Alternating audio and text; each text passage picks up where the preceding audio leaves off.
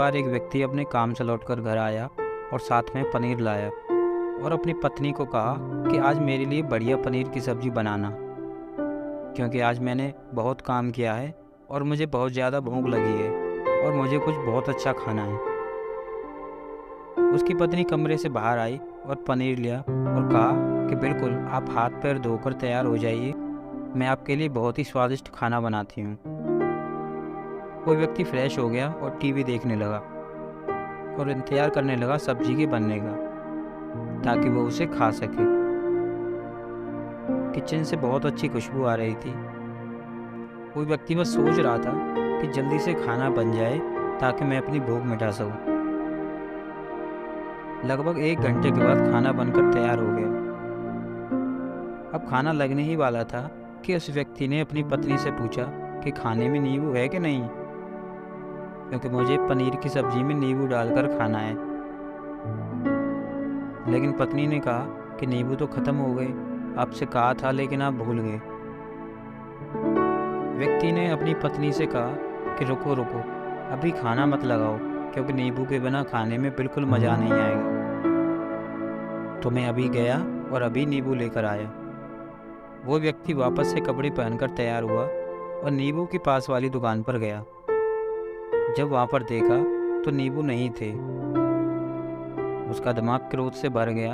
उसने सोचा कि यार, उसके पास नींबू नहीं है, चलो थोड़ी आगे वाली दुकान पर जाता हूँ, शायद वहाँ नींबू मिल जाएंगे। वो थोड़ा और आगे गया, लेकिन वहाँ पर भी नींबू नहीं मिले। अब उसने सोचा दूर की सब्जी मंडी चला जाता हूँ, वहाँ से नींबू लेकर आऊँगा, क्योंकि नींबू के बिना सब्जी में मज़ा नहीं आएगा। करीबन आधे घंटे के बाद वो करीब की सब्जी मंडी में पहुँचा। वहाँ पर उसे नींबू मिल गया और वो बहुत खुश हुआ कि चलो नींबू मिल गया, और सब्जी में नींबू डालकर अच्छे से सब्जी खाऊंगा। और वो खुशी खुशी नींबू लेकर घर आया और अपनी पत्नी से कहा कि जल्दी से सब्जी गरम कर दो, रोटी गरम कर दो। और अब थाली लगाई गई, सब्जी परोसी गई और नींबू भी काट के रखे गए। उसकी पत्नी सामने ही बैठी थी और वो व्यक्ति थोड़ी देर के लिए कुछ सोच में पड़ गया। उसके बाद उसने नींबू की प्लेट उठाई और दरवाजे के बाहर फेंक दी और जोर जोर से चिल्लाने लगा, मैं जीत गया, मैं जीत गया। पत्नी यह देखकर घबरा गई कि कहीं ये पागल तो नहीं हो गए, इन्होंने सारे के सारे नींबू दरवाजे के बाहर फेंक दिए। अब उस पत्नी ने उस व्यक्ति पर चिल्लाया और कहा कि आप पागल हो गए हैं, अभी तो इतनी देर तक नींबू के बारे में पूछ रहे थे, और अभी जब नींबू घर पर ले आए और खाना खाने बैठ गए तो आपने इन नींबुओं को दरवाजे के बाहर फेंक दिया, और अब चिल्ला रहे हो कि मैं जीत गया, मैं जीत गया। पत्नी ने पूछा, आप किस चीज़ से जीत गए और क्या हुआ? अब व्यक्ति खुशी खुशी बैठ गया और अपनी पत्नी से कहा, आप भी बैठो, इत्मीनान रखो, बताता हूँ कि क्या हुआ। आज सुबह से ही मेरी जीत मुझे अपने बस में करने की कोशिश कर रही थी।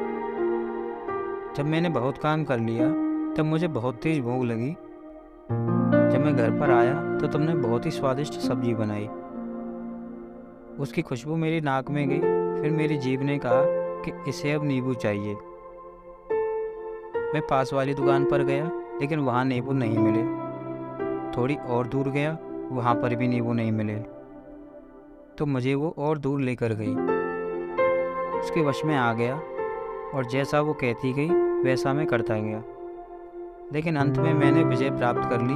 मैंने उसे उठाकर बाहर फेंक दिया और कह दिया कि तुम्हारा मुझ पर कंट्रोल नहीं है, बल्कि मेरा तुम पर कंट्रोल है, और मैं जीत गया।